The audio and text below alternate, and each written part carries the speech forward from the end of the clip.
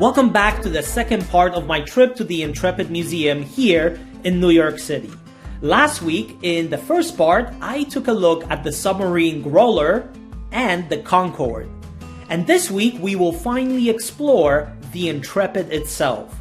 This was an aircraft carrier launched in 1943, hence in the midst of the Second World War. And it served in the Pacific against Japan, being involved in numerous missions and important battles, like even participating in the sinking of Yamato, which was the lead battleship of Japan, a very powerful and big ship for the standards of that time. The Intrepid saw its share of war as well, being hit with a torpedo and crashed into deliberately by Japanese pilots on few occasions, the kamikaze pilots, who essentially flew suicide missions, crashing their planes into American targets, especially ships. After the war, her active role continued, serving both in the Korean War and in the war in Vietnam. Not to mention also serving as a recovery ship for astronauts that landed back on Earth. Hence, she had numerous roles till finally retiring in the 1970s. And yes, I am saying she because it was a tradition to refer to ships in a feminine form. I think recently we are somewhat moving away from that language, but that was the tradition, which I totally understand. Hey, all my cars had nicknames, and still do. Some feminine, some masculine. For instance, my first car that I spent my own money on, I nicknamed the Bumblebee. And no, not because of some cool name like you see in the Transformer movies or anything like that, but rather because if you were going over 50 miles an hour on a highway, the car itself was just so light that I began to feel like the back of it was getting less and less attached to the road and about to take off. Honestly, it was a scary thing, but it was cheap, it was mine, and it got me through graduate school. Then I had a Silver Fox, followed by Black Beauty, and now I have the Shadow Glaze. I form a close bond with my cars, and I know their tiniest scratches. But anyway, for the Intrepid itself, when it comes to the crew, it's hard to say exactly how many people worked on board, as the number would vary depending on its missions and what year we are talking about, but roughly about 3,000 people or so would be on board. It's like a small little island floating in the vastness of oceans, giving the United States air superiority. Having command of the air with planes was already a very visible and important thing during World War II, and certainly in many conflicts which followed. That when there is air superiority, it gives an enormous advantage over the enemy, and hence aircraft carriers play an enormous part in that.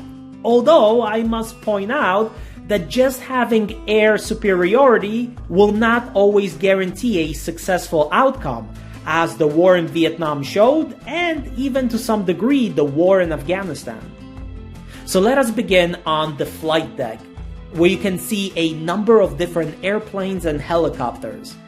And don't worry, I'm not gonna go through all of them one by one. I think that would really be an overkill. It's just too much. But I do want to point out a few of them. Like this one here, the A-12 from the 1960s. It was meant to fly at high speeds, like 3 times the speed of sound, and very high altitude, which meant over 80,000 feet. Its real role was a reconnaissance aircraft. However, this one served for radar testing, as the A-12 used materials and design to make it not appear on the radar. So this one here, they were testing in the famous Area 51 in the state of Nevada. So yeah, no aliens to show you from Area 51.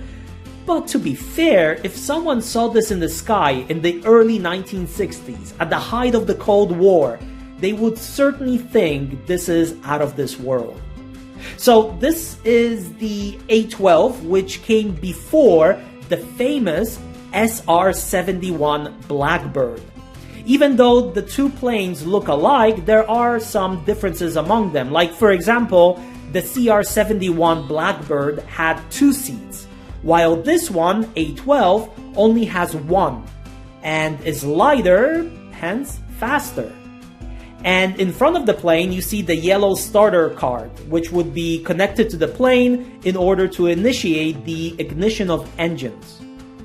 And then on the other side, we have the F-14 Tomcat, the plane in the original Top Gun movie. And of course, it made an appearance again in the second part.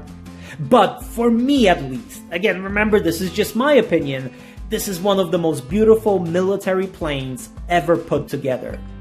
And there is one more place by New York City that you can see an F-14 Tomcat even from closer than this. And yes, I will show you that place soon, as I just recorded a video there. So not only will I show you this plane again from the outside, but also the inside. Next to the F-14, we have the A-6 Intruder, which was introduced in 1963. And again, something I will show you more of in the future. But these planes, whether the F-14 or this one, the A-6, were not really designed to be flown from aircraft carriers like Intrepid. But this plane here was F-9, F-8 Cougar from the 1950s. The plane was built right here in Bethpage, Long Island.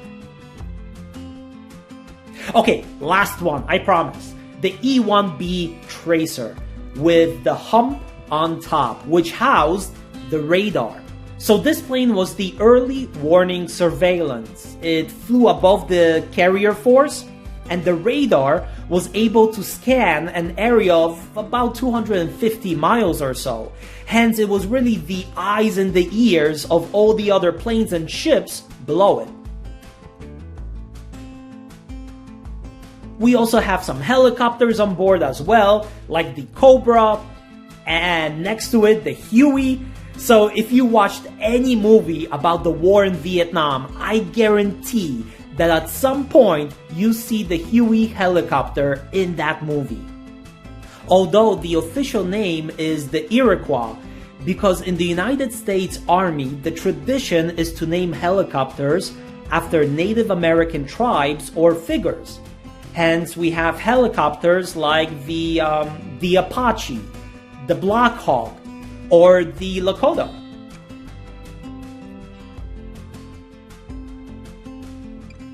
But let us walk to the back where we have the Space Shuttle Pavilion. And here, I'll be honest with you, I got goosebumps and I became like a 10-year-old kid. Because, well, look, the Space Shuttle. I mean, how cool is that? So altogether, NASA built 6 space shuttles and 4 remain. There was the Challenger, which exploded unfortunately right after the launch in 1988, killing 7 astronauts. Columbia, which was lost in 2003 upon re-entry into the atmosphere, again killing 7 astronauts. Endeavour, which today is in California. Discovery, which is in Virginia. Atlantis is today in the Kennedy Space Center in Florida. And this, the Enterprise here in New York City, which was built first out of all of them in 1976. It is unique, not only because it's the first one, but also because it was built for test purposes before the actual missions. Hence, it was never in space, as it was built with no heat shield and, as you see here, no engines.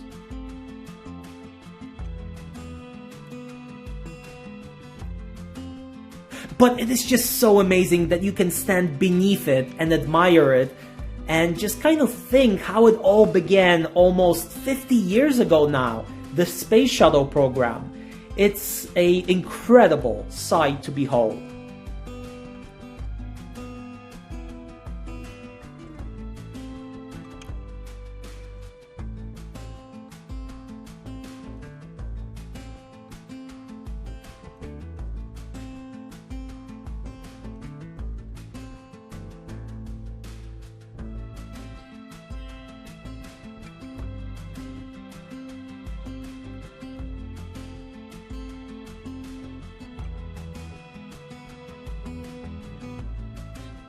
Okay, so let us now take a look at the island on the aircraft carrier.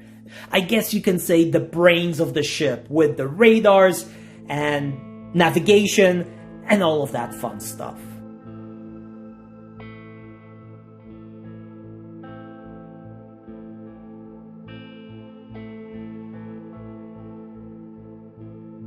So here I'm just showing you a little bit of the chart house and all the different navigations on the ship.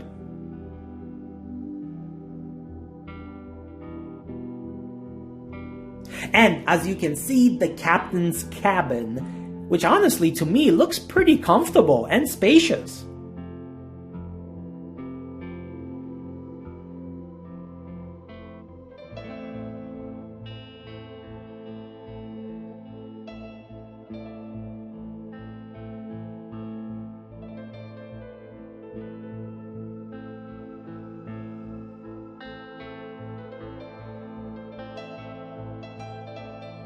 And the captain's chair. As you can see in some of the takes, the windows are at an angle to prevent glare from the sun and provide better visibility onto the deck below.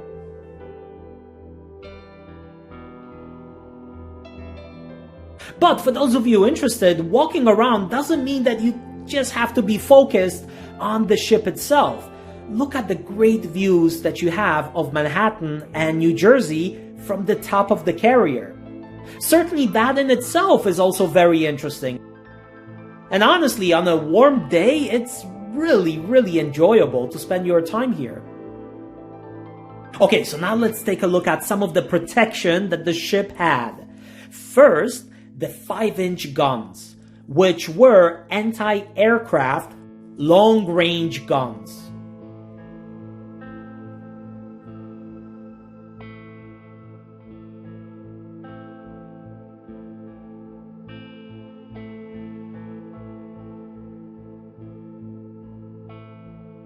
And then there were also these, the 20mm short-range guns. So essentially, if you heard these guns fire, you knew that the enemy was very close to the carrier, as these were really the last line of defense, you can say.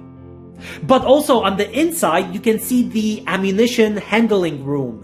The ammo was stored deep below the decks in an armored magazine in order to make sure that it was as protected as it could be, and these mechanical hoists that you see right here would move the shells in the tubes from the magazines below onto right here the deck itself.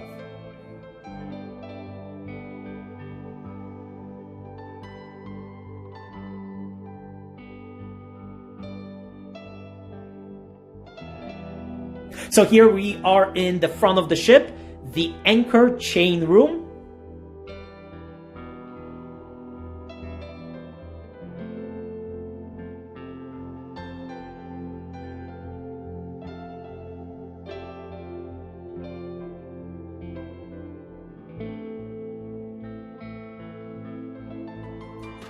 And then you can also take a look at some of the rooms right here, which were for the officers. So they had a little bit more privacy, they were bigger, more storage, and so on and so on. And the enlisted men, or lower ranks, would kind of get none of these perks right here. And so on ships, different ranks got you different privileges. Inside, in the hangars, we also have some more examples of airplanes and helicopters. I told you to really explore everything on this ship. You need to get ready for a lot of walking, as there is simply a lot.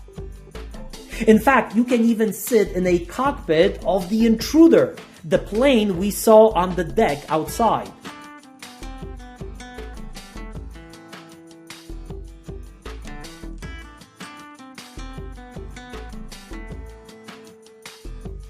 You can even pretend to be a captain.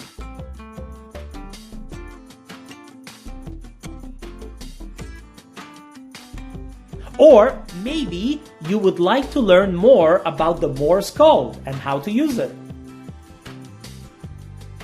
And the activities just really go on and on and on. I mean, especially if you come here with kids, you could spend hours.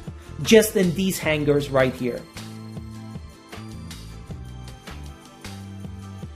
You can also get inside the Gemini capsule, which is something that the Intrepid aircraft carrier retrieved from water when it landed in 1965. When it came to the space program, first there was the Mercury missions, which were designed to put the first men in space. Then came the Gemini missions, which gave further tests of re-entry into Earth's atmosphere, landing, steering, essentially getting ready for the Apollo missions, which were to put the first men on the moon, which took place in 1969. And yes, we did put a man on the moon. I don't understand the conspiracy theories that we did not. In 1969, it would have been extremely difficult to fake something like this. In fact, more difficult than actually putting a human on the moon. But at this point, you were probably already walking here for a few hours and your legs begin to hurt and you're about to give up. But remember one thing, there is always more to see. Like checking out the photo lab, for example. Photographs were super important during the Cold War. You always wanted to study and know your enemy and what kind of new technologies and ships and planes they were using so that you could make, well, better ones. But honestly, at this point, after so much walking, my stomach began reminding me that I am ignoring it like my students ignore deadlines for homeworks. And so I decided to go and show you last place on my list before I ran into trouble of snatching some candy bar from an innocent child. And that last place was, well, food and the kitchen. This is where the magic happened.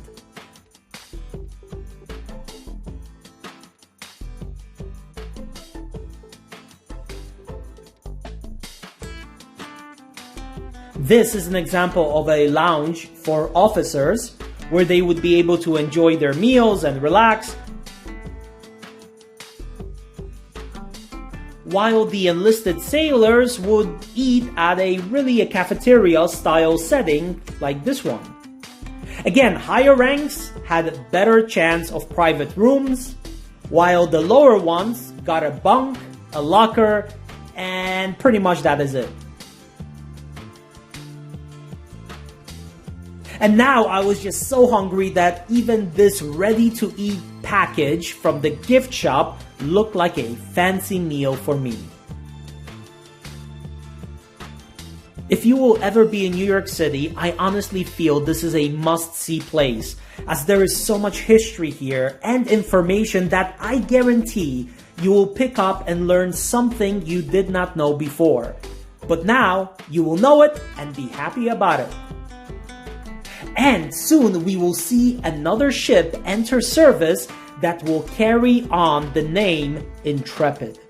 You see, the way many ships are named is by taking the name of an earlier ship which distinguished itself. So this here is technically the fourth Intrepid. The first ship to be named Intrepid was built in the late 1790s. Afterwards, there were two more, and this one became the fourth ship to be named Intrepid. And like I said, soon the United States Navy will see the fifth Intrepid enter service, carrying on the name with now, more than 200 years worth of history. So I hope you enjoyed this. If you find these videos interesting, please subscribe, spread the word, and I will see you soon. Take care, everyone.